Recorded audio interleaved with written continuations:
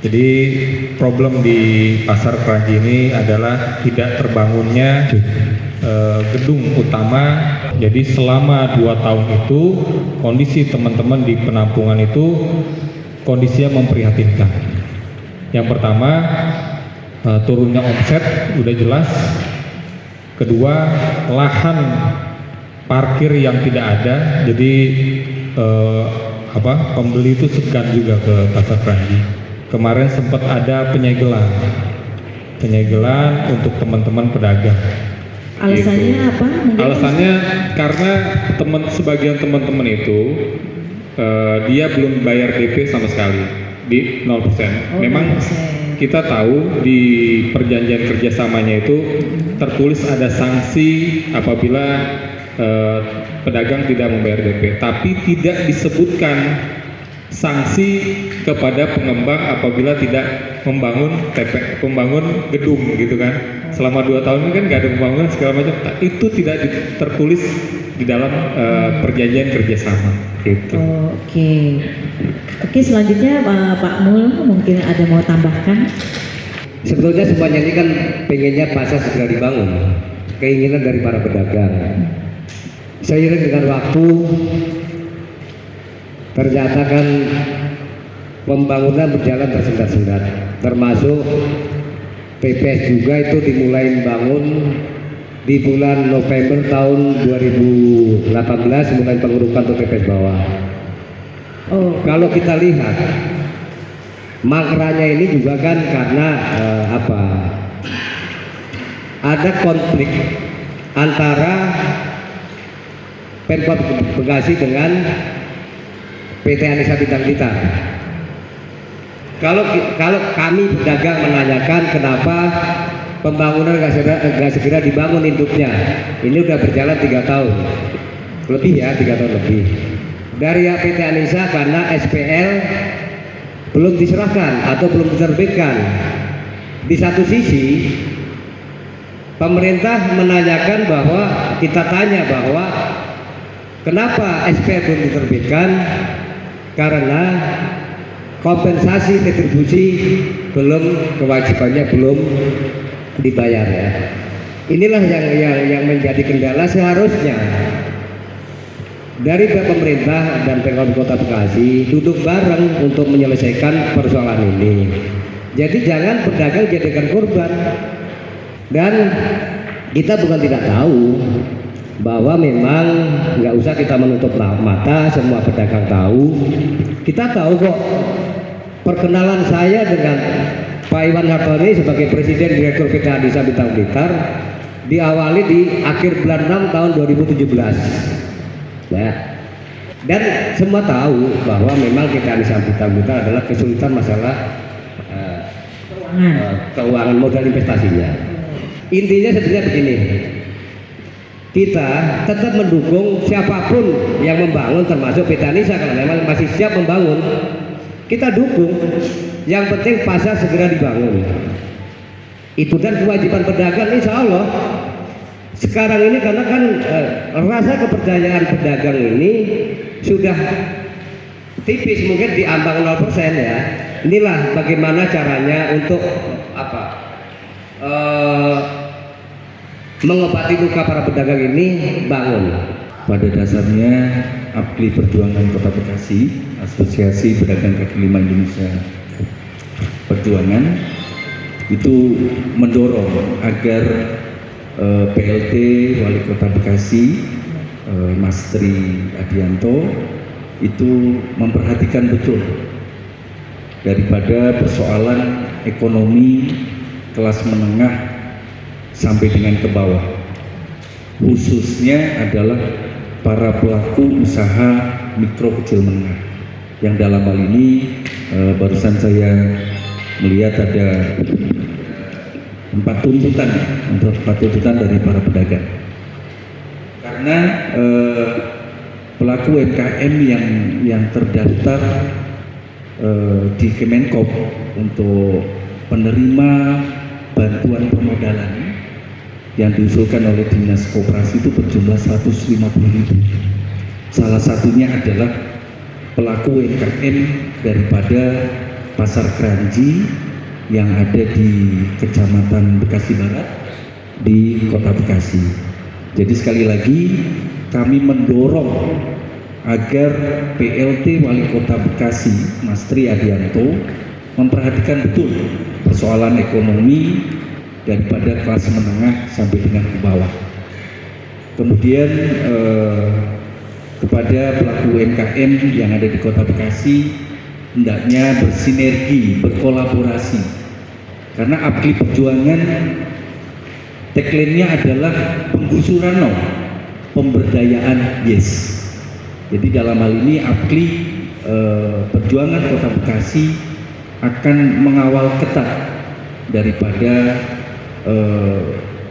penyelewengan atau penyalahgunaan, dalam tanda kutip adalah cegah daripada penyalahgunaan atau penyelewengan daripada kegiatan pelaku UMKM.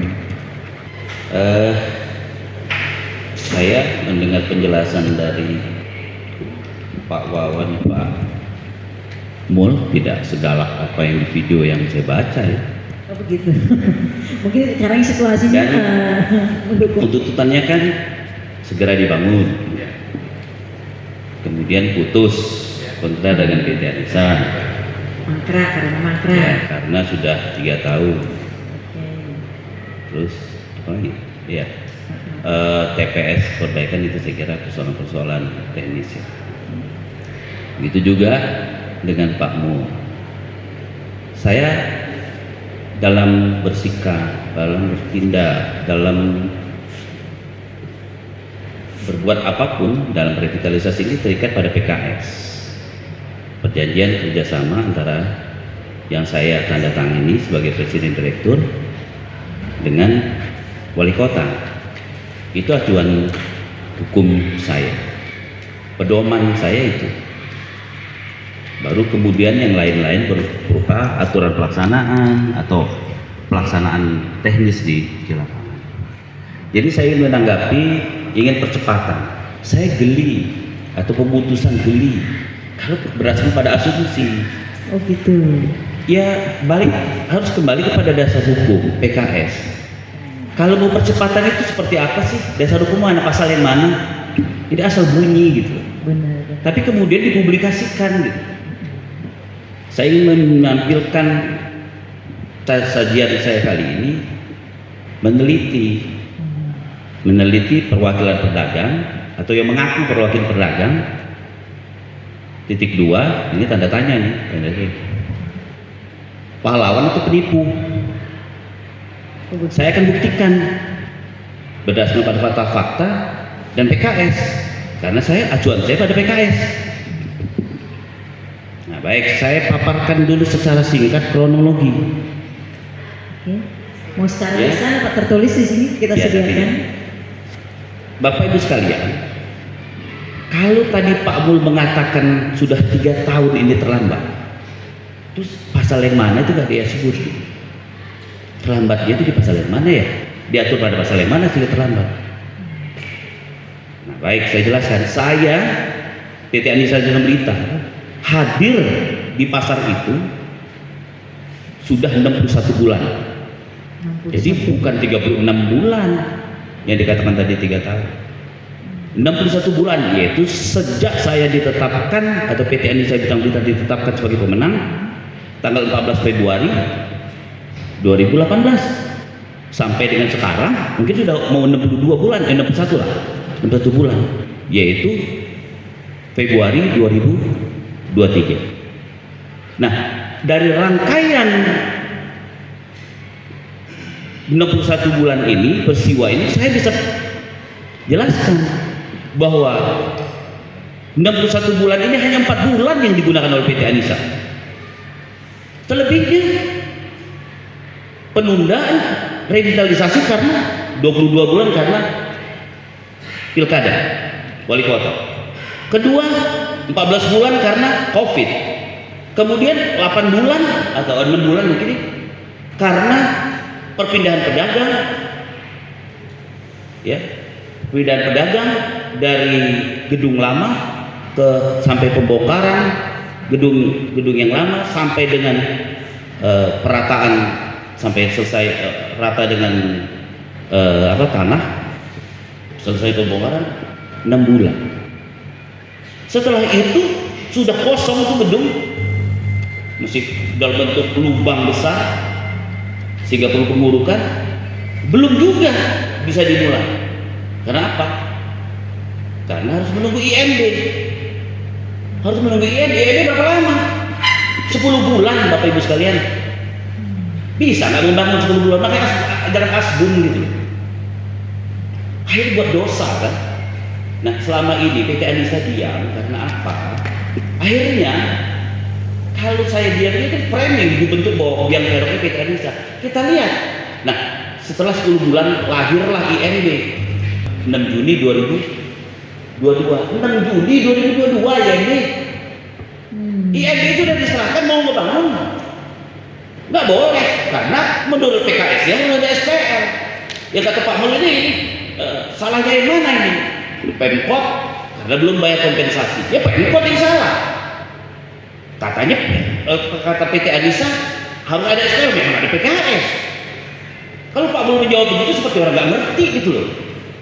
Begitu ya. Kan gitu.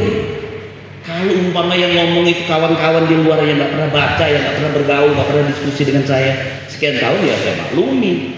Tapi kalau bertanya seperti itu kan sepertinya kucingnya ketawa gitu loh. Jadi Juni 2022 terbit IMB. Setelah terbit IMB belum bisa dibangun. Hanya dikasihkan rekomendasi untuk pematang lahan, uruk dikasih 4 bulan. Alhamdulillah selesai 4 bulan. Nanti kita paparkan lagi siapa yang membuat mangkrak itu, siapa mainkonnya, kontraktornya yang membuat mangkrak itu, sehingga yang mestinya bisa selesainya 2 bulan atau 2 bulan setengah akhirnya jadi 4 bulan. 1,5 bulan tanah uruk itu tidak berjalan. Setelah tanah uruk selesai, yaitu September, terbit surat teguran dari Dinas Daprin 14 Oktober 2022, 4 bulan yang lalu terbit, hentikan kerjaan tiang pancap. Padahal tiang pancap baru mulai itu. Tapi nggak bisa dong, tiang pancap sudah dipesan, alat sudah datang, iya kan? Oke, kita pasang saja akhirnya sesuai dengan aturannya, pasang indikator saja dulu. Sampai sekarang kondisi tidak mangkrak, tapi memang secara legal di stop. Makanya kalau ngomong mangkrak itu bisa tabayun. Tapi mungkin nggak tahu ya, saya mungkin terbiasa memfitnah. Kalau orang yang tidak menjauhi dari fitnah, itu mestinya tabayun dulu. Pak, kenapa? Ada dasar hukumnya enggak? Ada dasar hukumnya saya berhenti itu. Nah, saya diberhentikan. Nah, dia kalau baru dikatakan mangkrak dan sebagainya, masa saya berulang-ulang kali kucing ketawa, orang saya sendiri nggak pernah lihat kucing ketawa. Nah, kemudian saya ingin menyampaikan gagasan putus kontrak. Bapak Ibu sekalian, Bapak Ibu nggak usah tuntut, nggak usah diminta, diputus sama Pemkot itu, ya, diputus sama Pemkot apabila saya lalai terhadap kewajiban. Tapi saya ingin tanya bapak-bapak sekalian, tunjukkan pada saya hak dan kewajiban pedagang dan Pemkot yang belum saya penuhi. Semua hak pedagang sudah saya penuhi. Kewajiban-kewajiban saya yang diatur oleh PKS sudah saya penuhi. Makanya kalau kemudian mau memutus kontrak itu ada di pasal 11 ayat 2 bahwa Pemkot bisa melakukan pemutusan kerjasama secara sepihak apabila PT Anissa melanggar kewajiban. Lah ini mau menuntut, memframing seakan-akan PT Anissa lah biang keroknya. Yang biang keroknya itu yang ngaku wakil pedagang tapi nggak paham, gitu. Ya nggak paham terus nggak update, kan gitu. Nah sekali lagi, dan kemudian saya ingin menambahkan, tadi kan di judul saya yang ngaku wakil perwakilan pedagang ini penipu atau pahlawan? Kita simpulkan nanti. Saya jelaskan. Yang pertama, RWP ini sudah kadaluarsa waktunya. Sudah tidak punya legalitas lagi. Jadi kalau orang yang mengaku kemudian jadi RWP, itu menipu atau enggak? Silahkan kita simpulkan nanti. Itu menipu atau pahlawan lagi? Satu. Yang kedua, saya jelaskan. RWP ini yang tampil ini kalau nggak Pak Mul, kalau nggak Tundra dia, ya Pak Mul ini bendaharanya, ya saya bilang mantan, kemudian Tundra dia juga mantan. Nah, saya minta waktu ini. Nah, pertama saya mendapatkan kiriman dokumen bulan September 2017. Saya belum hadir di TPS, di pasar. Saya membaca ditandatangani Pak Mul dan sebagai berita acara, Pak Mul menjual TPS seharga 13.500.000. Padahal TPS itu gratis dan itu sudah dipungut terhadap 245. Saya bertanya, silakan Pak Mul jawab, pahlawan atau penipu? Orang gratis nggak pernah saya menarik nggak pernah. Dan memang kewajiban kita yang menyediakan dalam gratis bagi pedagang yang memenuhi syarat. Nah itu. Terus yang kedua, perwakilan pedagang ini menipu atau pahlawan?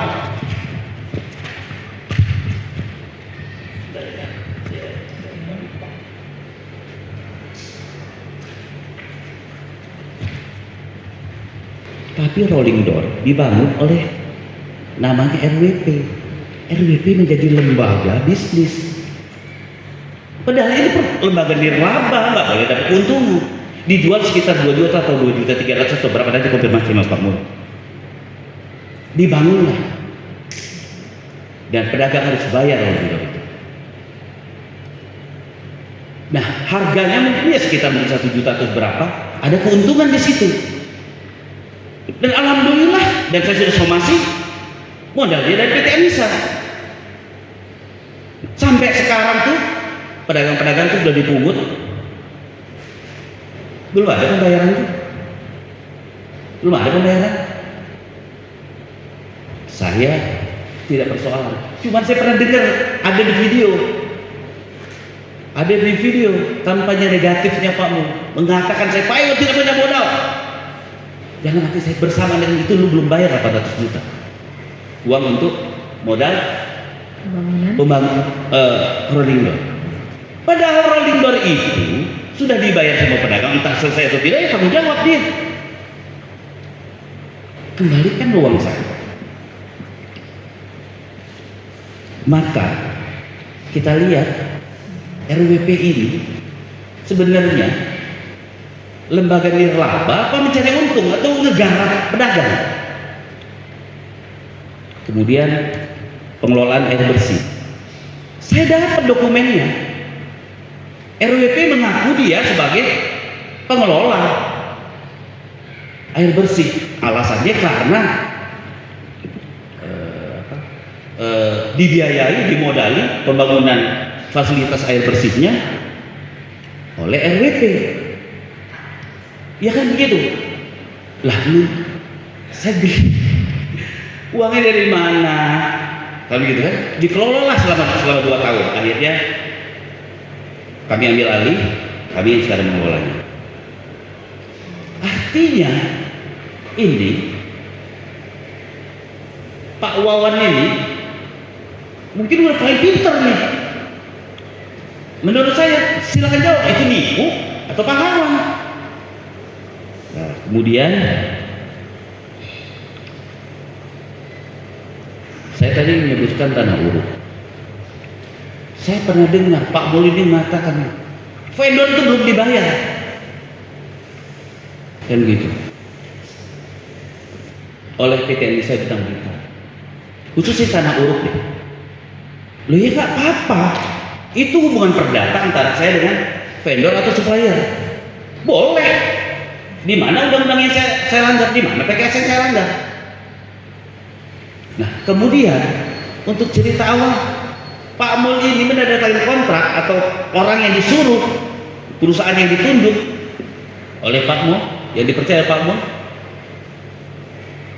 berkontrak dengan saya karena urut. Kontraknya sampai selesai 100% baru dibayar. Ya nggak selesai. Akhirnya 1,5 bulan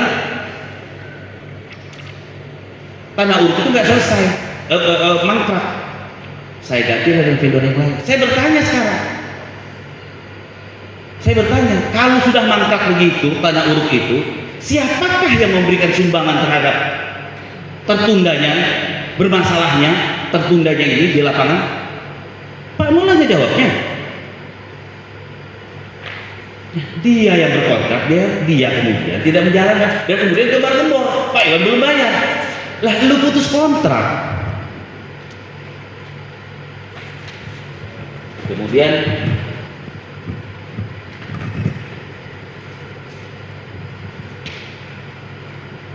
saya ingin menyampaikan, Pak Mul itu menguasai, ini yang kelima,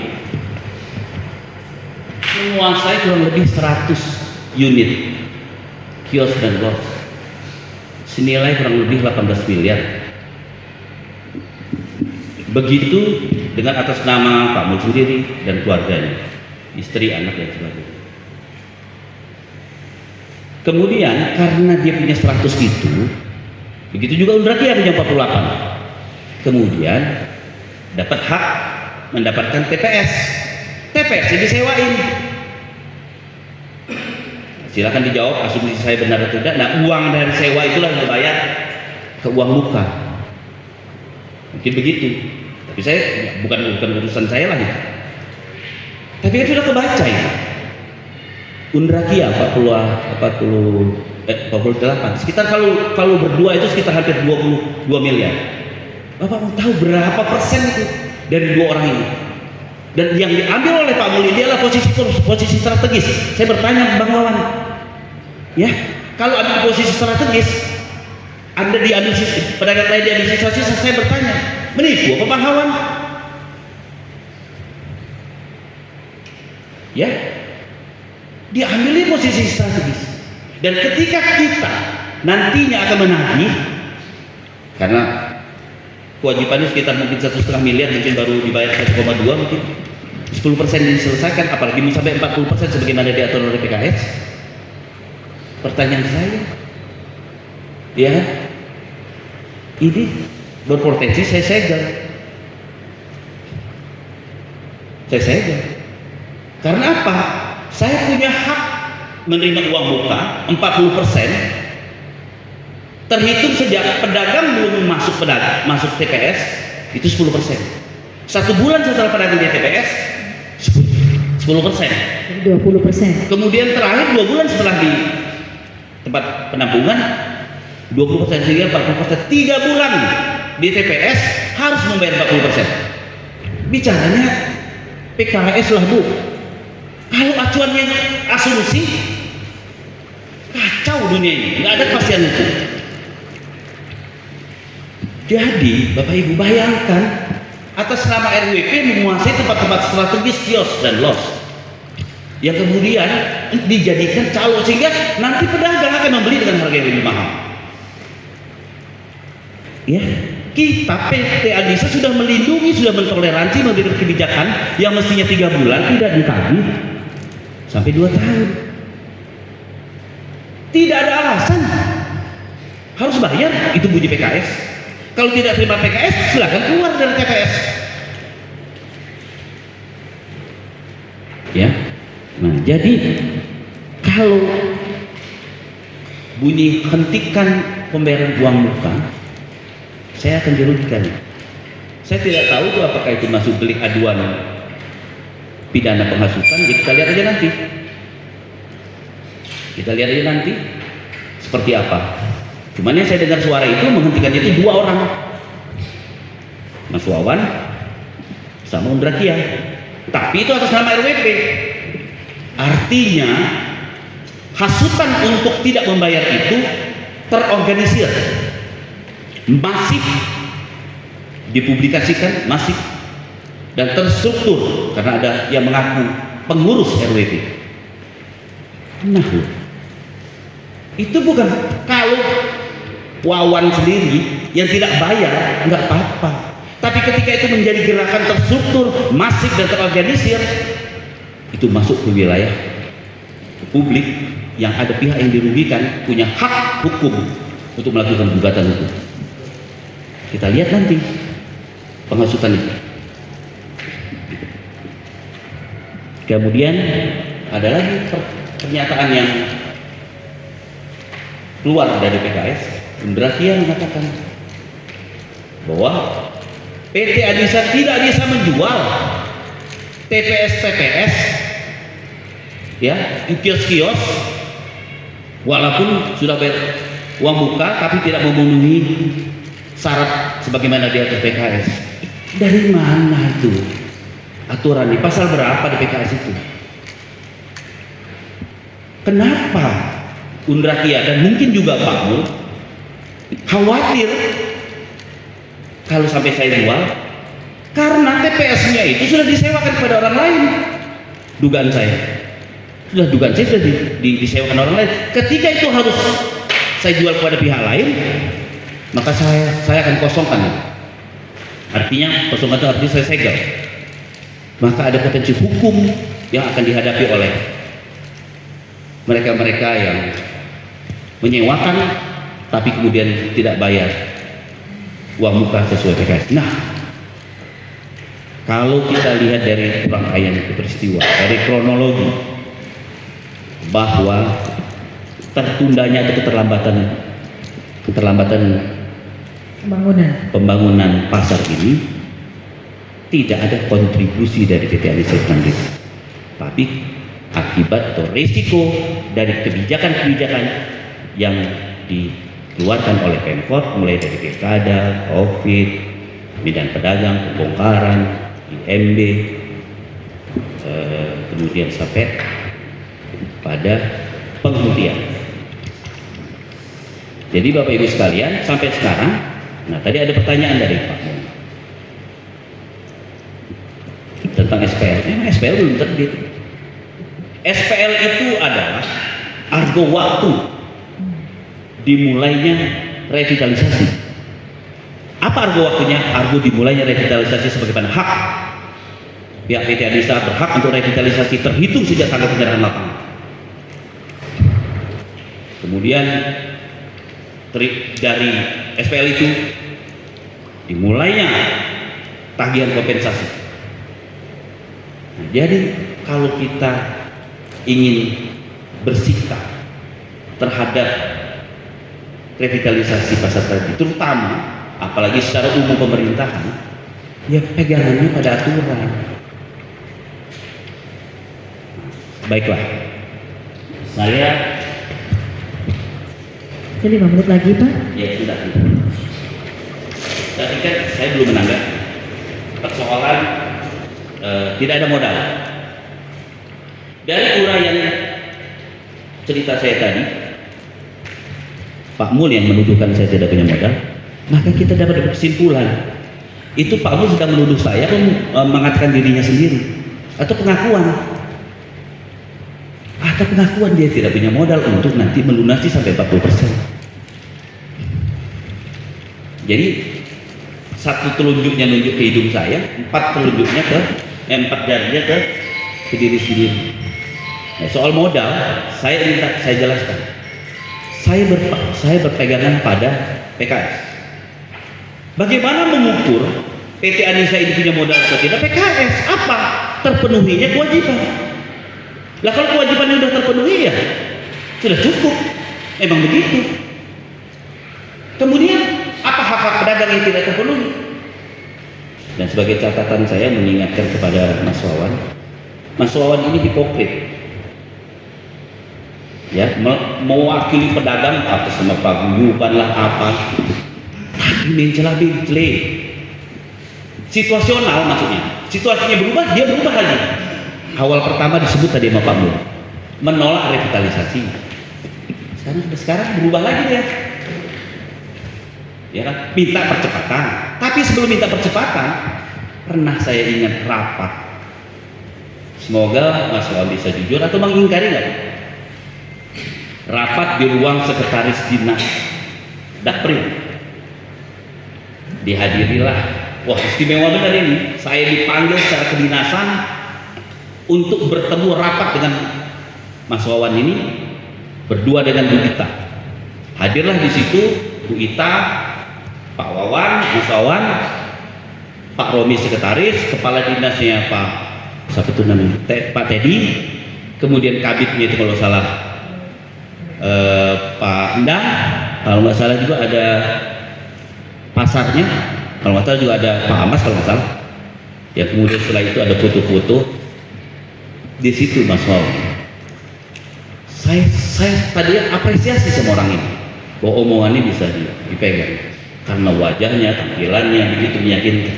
Tapi ternyata itu menunjukkan hati-hatilah dengan wajah yang merayu, perilaku menipu. Dia mengatakan, Pak Iwan, saya akan kerahkan, saya akan dukung supaya pedagang itu membayar uang utang sesuai dengan aturan PKS.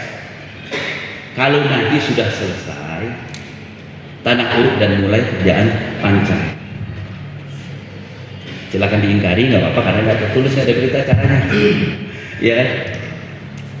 Nah, jadi sekarang sudah tanah uruk selesai, tiang panjang, ya kan? Sedang dihentikan. Kalau konsekuen, ya kan datang sama-sama. Pak Iwan, saya konsekuen. Saya bukan hanya menuntut Pak Iwan yang harus konsekuen. Saya tidak hanya menuntut Pak Iwan yang harus mempercepat. Saya juga harus mempercepat pembangunan ini. Tapi saya tahu ketika kita ingin tahu siapa teman kita, lihat siapa diri kita, lihat temannya.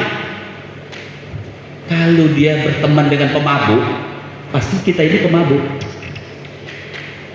Nah sekarang Wawan berteman dengan siapa? Pak Mul berteman dengan siapa? Ya itu aja. Sekali lagi sebagai catatan terakhir, Ibu, ya di sini ada catatan-catatan tentang hipokrit, ada potensi pidana, dan apa yang saya sebutkan tadi, insya Allah saya punya bukti. Yang tidak punya bukti hanya catatan dengan Pak Wawan tadi, tapi saya ada saksi. Nah, bagi kita orang Muslim, zina aja cukup 4 untuk menyatakan tuduhan zina. Lah ini bukan zina, banyak, lebih dari 4 saksi. Terima kasih. Saya mewakili teman-teman pedagang pasar Kranji Bekasi. Yang pertama, saya tidak terlibat di dalam RWP pertama. Saya udah bilangin sama Bang Aeng, Pak Mul, saya mewakili teman-teman pedagang. Jadi pedagang ini sebenarnya tuntutannya sederhana. Kapan pasar itu dibangun? Ya kan? Itu aja sebenarnya. Yang jadi permasalahan apa? Itu yang pertama. Kalau Pak Iwan bilang SPL belum diserah terimakan kepada PT Anissa Bintang Blitar, ada bahasa yang menyatakan bahwa Pemkot Bekasi dengan ABB saling sandra bahasanya. Iwan Hartono sebagai direktur utama tidak membayarkan kompensasi kepada Pemkot, Pemkot tidak mengeluarkan SPL untuk pengolahan gedung baru atau pembangunan gedung baru. Kita coba tanya ke Pak Iwan, ya. Dasarnya semua pada PKS ya, perjanjian kerjasama. Di pasal apa yang dilanggar dan kewajibannya yang mana? Oke Pak, bisa dijawab Pak Iwan? Ya, makin lagi kita tahu kualitas Mas Wawan. Dia sudah banyak pergaulan nih, membandingkan di pasar yang lain. Tapi tidak diketemukan problemnya. Pak, tanyakan di pasar yang lain. Tagihan kompensasi dulu yang dibuat tanggalnya atau SPL dulu. Kalau pasar yang lain SPL dulu diterbitkan dalam pagi. PT Anissa Pasar Kranji sampai sekarang belum ada SPL, sudah ditagih 9,2 miliar. Oke. Jadi bagaimana kita para pedagang menyerahkan kepada perwakilan yang sebenarnya menutup-nutupi atau memang sengaja, ya kan, tidak mengungkap fakta atau tidak mencari fakta sebenarnya. Ya saya jelaskan ya, itulah diskriminasi terhadap pasar kami, itulah diskriminasi kepada PT Anissa. 3 pasar yang lain terbit dulu SPL, terbit lagi IND, baru kemudian SPL ditagihkan. Lah kita ini SPL belum terbit, ya, tapi sudah ditagih 9,2 miliar oleh pemerintah. oleh Pemkot. Nah, jadi Mas Wawan, rasanya sih kantor saya lebih dekat daripada Anda jauh-jauh ke pasar. Saya bacakan PKS-nya. Di pasar berapa Pak? Bisa Itu disebutkan? pasal 5 ayat 4 huruf P berbunyi pihak kedua membayar kompensasi selama revitalisasi yang besarannya ditetapkan melalui keputusan Kepala Dinas Dapur. Ada frasa gitu, ada kalimat gitu, ada perkataan di situ selama revitalisasi. Kita cari, kita lacak. Kapan selama revitalisasi? Ada di pasal 7 ayat 2. Berbunyi jangka waktu atau pelaksanaan revitalisasi dengan jangka waktu 24 bulan terhitung sejak tanggal penyerahan lapangan. Nah loh, SPL-nya berarti. real kan lucu, kita belum terima SPL sudah ditagih kompensasi selama 30 bulan, sedangkan di dalam pasal kewajiban kompensasi itu selama revitalisasi artinya berapa? 24 bulan, dan sekarang udah tagih 30 bulan. Kemudian itulah, belajarlah pada objektivitas tuh tidak pada diri sendiri, pada musuh pun, orang kita benci pun kita tetap harus sportif, harus objektif. Nah, saya tidak tahu, saya takut, saya mohon ampunan dari azab Allah karena saya ini mungkin mengungkap aib orang. Oke. Kalau saya melanggar kompensasi sampai 9,2 miliar, nggak perlu sampai hari ini Mbak, saya sudah diputus kontraknya. Sehingga Pemkot ini harus meminta pendampingan kepada kejaksaan, minta pendampingan kepada BPKP, nanti di BPK RI, dan ini masuk kepada tingkat pada BPK RI. Nah, pada BPK RI saya akan ungkap selama ini saya sembunyikan, karena menurut saya udah keterlaluan ini. Yang mantan RWP itu udah keterlaluan ini. Udah ngerti sebenarnya, udah tahu, tapi memang nggak tahu deh. Apa karena gelapnya nggak tahu, sehingga hal-hal yang dia sudah tahu tapi kemudian ditutupi, ya, tentang tidak ada modal, kemudian tidak ada mau putus, itu semua ada diatur di dalam PKS. Pemutusan kerjasama itu hanya bisa terjadi sepihak oleh Pemkot Bekasi kepada PT Anissa apabila PT Anissa melanggar kewajiban. Lah kewajiban dia 100% terpenuhi, hak-hak pedagang sudah terpenuhi. Persoalannya hak PT Anissa dipenuhi enggak? Nah, malah sekarang baru di stop, dan itu bukan sikap pribadi, tapi itu sikap yang disampaikan kepada publik dan itu merupakan hasutan. Kita lihat nanti apakah itu masuk dalam kategori pidana tidak. Kita lihat nanti pengacara saya, bidang hukum saya akan menindaklanjuti kepada Mas Wawan dan Mudakia, RWP dan sebagainya. Apalagi kemudian ya sudah, apalagi di dalam tagline janji sana janji sini, bohong sana bohong sini. Nggak apa-apa Pak, kalau ada orang yang pernah saya bohongi kemudian dia dirugikan, insya Allah saya kompensasi. Oke. Nah, rasanya kalau melihat uraian siapa RWP, penipu atau pahlawan, nah sebenarnya yang bohong siapa? Nah kemudian Wawan janji sana janji sini, sebenarnya yang janji sana janji sini itu siapa?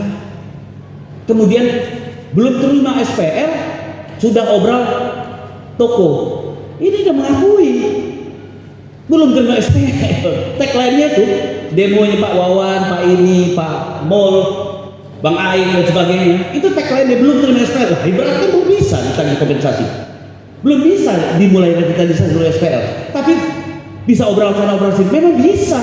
Umpama nih pertokoan saya harganya 1,2 miliar Mbak Sofi. Terus ibu mau beli ruko, harganya 1,2 miliar. Dia minta, Pak saya minta 600 saja, boleh. Kalau saya boleh, kenapa? Karena di dalam TPS dibolehkan. Hak pihak kedua PT Anissa menerima hasil penjualan penyewaan atas toko, kios dan los. Kenapa? Artinya itulah kita konsekuensi. Hentikan sudah, ya.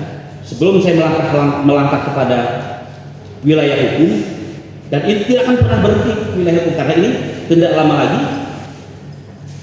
akan ada BPKR ini. Selama ini terus terang ini Mbak, informasi ini saya diam. Kalaupun ada itu hanya di ruang terbatas dalam rapat atau dalam surat. Dan sekarang sudah ada di medsos. Ini insya Allah menjadi novum. Nah, kita lihat aja nanti. Kalau saya laporan kepolisian saya atas hasutan itu adalah tidak benar, tidak terbukti, tutup balik. Dan kemudian saya ingin sampaikan, Mbak. Tadi disampaikan oleh Pak Wawan, Mas Wawan, bahwa penyegelan, ya. Wah, itu penyegelan itu sudah berlangsung mungkin setahun lebih tidak bayar-bayar masih 0%. Mas Wawan dan bapak-bapak sekalian, ketika akan investasi di pasar kami, saya baca dokumennya. Apa yang saya baca? Kelayakan bisnisnya. Maka ketika saya baca, oh layak ini, bahwa saya dapat uang muka 40%, layak. Nah, ketika orang tidak memenuhinya, saya dikasih bekal untuk memberikan sanksi. Bentuknya seperti apa? Saya ini, karena tidak diatur. Kalau Anda tidak puas, silakan, ada lembaga hukum. Jadi saya kasih waktu 3 hari dari sekarang. Bapak-bapak yang kemudian merasa sudah melanggar PKS, statement dan sikapnya, untuk mengklarifikasi, dan mengklarifikasi itu bisa pisau bermata dua, bisa menjadi alat bukti memperkuat atas dugaan pidananya, atau bisa menyelesaikan masalah.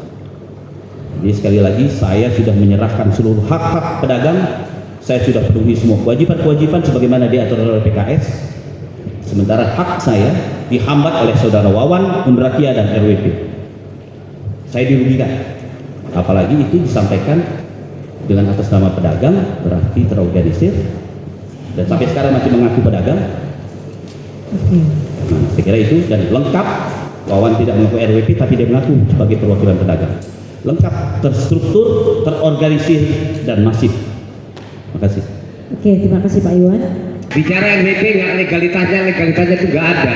Legalitasnya itu RWP masih diambil sama pedagang dan masih ada sekalipun masanya udah habis.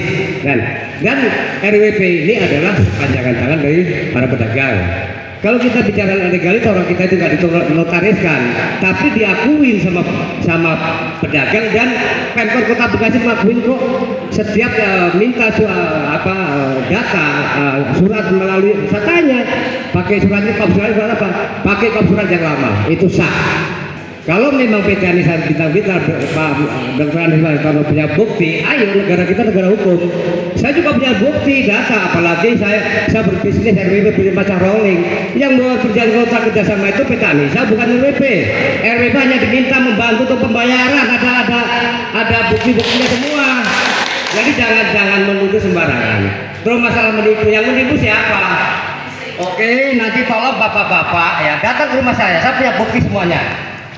Kami ini RWP dan bersama itu membantu PT Anissa loh. Memang dari awal nggak punya modal, kita nggak usah kita tutup-tutupin, gitu loh. Kita tahu, makanya pada tanggal 14 Desember tahun 2020 ya, Pemkot Kota Bekasi membuat tim percepatan pembangunan TPS karena terlambatnya pembangunan TPS. Silakan Pak Iwan punya bukti, ayo kita adu data, adu bukti. Mana yang benar, mana salah, yang menipu siapa? saya RWP 39 apa PT Anissa Bintang Blitar. Oke, Kan oke. itu ya, nggak usah kita ribut-ribut, kita adu data aja, adu fakta. Boleh kapanpun, pintu rumah saya terbuka. Nah, jadi keluarkanlah segala SPL itu. Nah, kalau sampai SPL ini sudah keluar, PT Anissa juga tidak berjalan. Saya yang akan mimpin demo yang paling depan, Pak. Jikalau SPL ini sudah keluar, PT Anissa tidak bisa mempertanggungjawabkan hak dari para pedagang, saya yang paling depan. Kami APKLI Perjuangan Kota Bekasi mendukung pergerakan Bunda.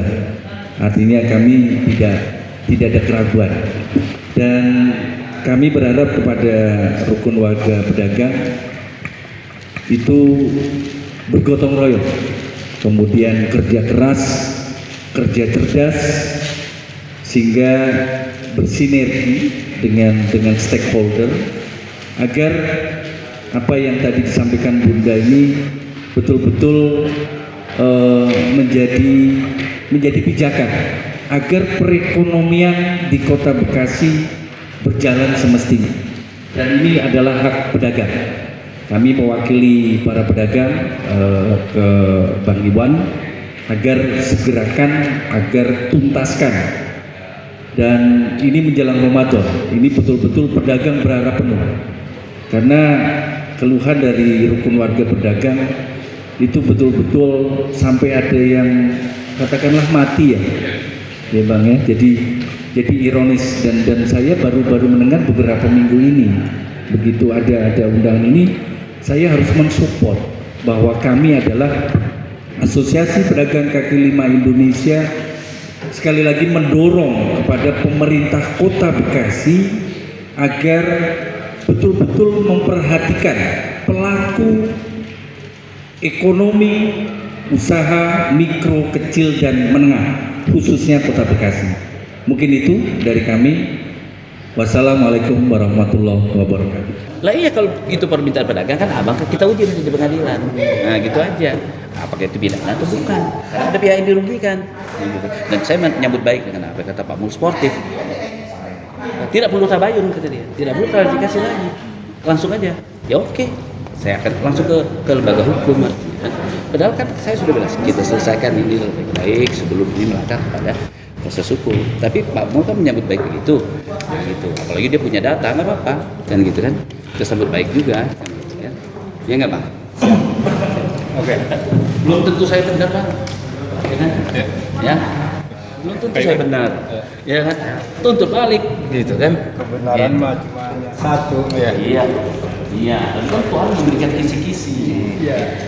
Kriteria bagaimana Titik temunya ukuran kebenaran itu kan? Ukuran kebenaran itu dibilang jujur, bahkan menyampaikan yang baik adalah yang baik itu. Dan saya membatasi diri tidak membahas persoalan-persoalan yang berkaitan dengan pemerintah karena pemerintah belum sempat hadir, mungkin di kesempatan lain hadir. Nah, maka saya akan ekspos dengan hal-hal materi-materi yang berkaitan dengan pemerintahan. Nah, sekarang kan dengan beliau-beliau nih kan gitu. Tinggal sekarang kan udah kelihatan di posisi masing-masing. Ya kan? Bahkan ada posisi hukum masing-masing. Beliau ini posisi hukumnya kelihatan nanti. Saya akan kelihatan nanti. Kan begitu. Saya dirugikan tidak gitu pada saat dihasut gitu kan. Itu melanggar PKS. Kan begitu. Sudah yang paling melindungi pedagang ini menurut PKS insya Allah adalah ABB, PT ABB. Kenapa? Yang mestinya bayarnya 3 bulan selama di TPS sudah 40%, ini 10% aja belum. Terus kedua, dulu sebelum masuk ke TPS buat penampungan, kita sudah kasih toleransi. Kemudian sudah 2 tahun kita tidak terlalu keras dalam menagih uang muka 40% itu kan gitu. Siapa yang melindungi? Nah sekarang geli lagi nih tadi persoalan teknis soal apa itu namanya TPS yang pusat tanggung jawab siapa. Nah kalian kan berarti kan perlu PT Anissa ya kan ya. Nah, jadi tapi nggak apa-apa, kita lihat saja kan mereka benar, dia sudah mengakui kebenarannya ya kan, kebenarannya bahwa itu suara, apalagi Bang Aing itu sudah menyatakan tadi itu kemauannya pedagang, kita uji Ya kan, kita uji nanti pengadilan yang akan mengatakan apakah nanti kalau umpama pidana sudah muncul, kan saya tinggal perdatanya lagi, kan gitu kan. Nah, gitu kan ini negara hukum katanya tadi kan. Nah, saya sebagai muslim, saya menyampaikan, ya kan, kita selesaikan ini. Saya kasih waktu 3 hari untuk mengklarifikasi, menjelaskan. Lewat dari itu, ya mungkin ya saya belum bersikap nih. Cuman menurut saya diduga ada bukti nyata, ya kan, pelanggaran PKS untuk menghentikan pembayaran uang muka, dan itu merugikan saya. Sudah 2 tahun, nggak usah diminta juga, nggak usah itu, sudah begitu kok. Nah, kan gitu. Dan memang harus diberi pelajaran lah orang-orang hipokrit, Pak. ya kan, orang pelin-pelan, orang munafik, kan begitu. Pak.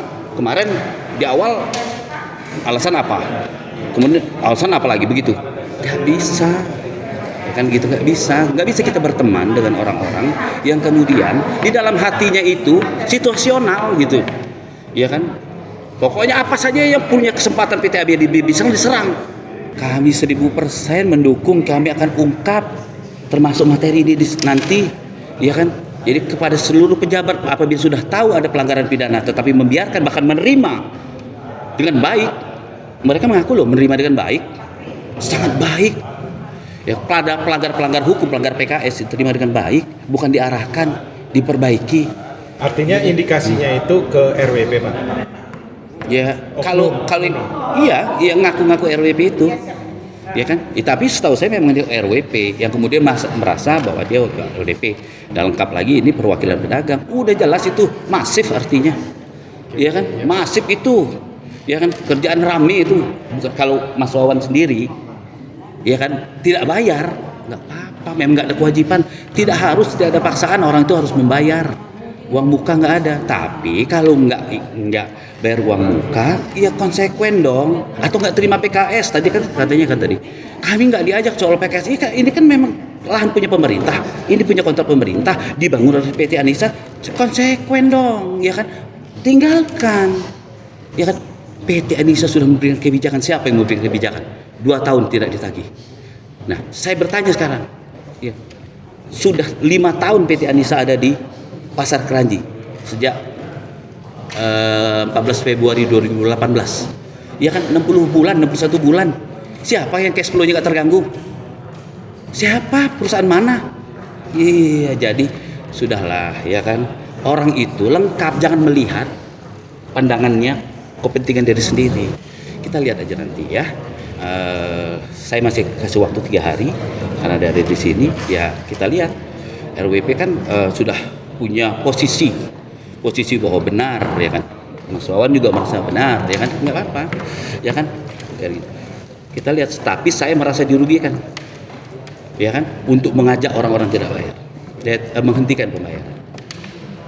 Apalagi Pemkot sendiri bilang sedang dalam dianalisa BPKB. Bagaimana tanggapannya, Pak? Apakah itu benar atau? Kalau benarnya saya kira periksa atau tanyakan sama Pemkot ya, jangan kebenarannya. Cuman saya berharap BPKP bisa hadir, BPK bisa hadir.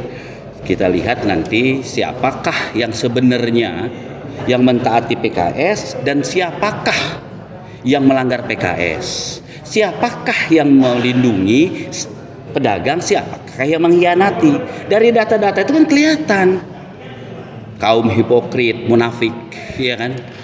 Kemarin alasannya gedung masih layak, sekarang tidak ada modal, ya kan. Semua nggak pernah berhenti karena apa? Menyerang aja. Nggak boleh. Jangan sekali-sekali kita berbuat itu karena ketidaksukaan atau mencari-cari kesalahan, ya kan. Kalau tadi kan ada tanyakan sama pedagang, ya memang sudah di framing selama ini Iwan Hartono PT Anissa itu diam karena apa? Ini aib, ya kan. 2017 September sudah ada mau menjual TPS itu gratis, pidana nggak? Mensreanya jelas nggak niat jahatnya? Nah gitu, bayangkan untuk ada atas nama RWP, kemudian bukan Bang Aing loh, 100. Nah kalau 100 itu katakan 15 juta per unit disewain, 1,5 miliar tuh. Kali ini Jurnalis Indonesian Club membuat sebuah diskusi publik ya. Temanya mengungkap tabir mangkraknya revitalisasi Pasar Kranji Baru. Kami mengundang beberapa pihak yang terkait, terutama pemerintahan Kota Bekasi, kedua DPRD Kota Bekasi, para pedagang yang diwakili oleh rukun warga pedagang Pasar Kranji, dan yang keempat dari PT Anissa Bintang Blitar. Namun sangat disayangkan, pada dasarnya kami menggelar tujuannya itu untuk memberikan pencerahan atau mengambil akar permasalahan apa sih yang menyebabkan kasus Pasar Kranji ini berlarut-larut, bahkan sampai di demo 2 kali Pemkot Kota Bekasi. Artinya di sini perlu ada suatu gebrakan atau niat yang tulus dan ikhlas, benar-benar ingin menolong para pedagang ini sebagai rakyat Kota Bekasi untuk bisa merasakan hidup di Kota Bekasi itu damai, nyaman, hak-haknya terpenuhi. Makanya kami ini menggelar diskusi itu tujuannya untuk itu, dan memberikan masukan atau memberikan sebuah kritikan yang membangun. Apalagi selama ini Bekasi ingin meningkatkan pelayanan publik pada masyarakat kan, tentunya harusnya disambut dengan baik, harus hadir ya kan, melalui dinas-dinas terkait atau anggota DPRD bisa diwakilkan dengan komisinya yang terkait, komisi 1 atau komisi 2. Namun sayang ternyata mereka tidak hadir. Tapi bukan berarti diskusi ini pun berhenti. Kami tetap menyelenggarakan acara ini, dan ternyata alhamdulillah di acara tadi intinya bahwa kesimpulannya sebenarnya nih para pedagang tuh pengen ada gebrakan baru, goodwill, agar pemerintah memberikan suatu kepastian hukum kapan ini pasar segera dibangun.